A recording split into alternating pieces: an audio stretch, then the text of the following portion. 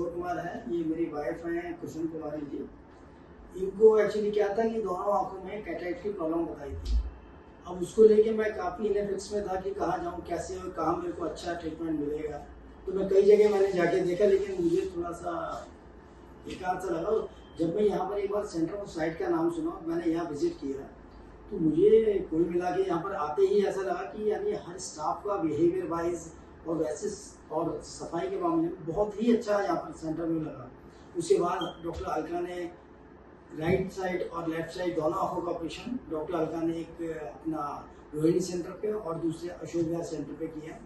Doctor Alka भी behaviour wise और वैसे बहुत अच्छी लगी और हमारा ऑपरेशन भी बहुत अच्छा हुआ। अब इनको देखने में कोई प्रॉब्लम नहीं है, बहुत ही अच्छा लगा यहाँ पर। और किसी को अगर मैं फर्दर रेफर करता हूँ तो यही के लिए करूँगा। Thank you. Follow Center for Sight and post your queries to get answers from the experts.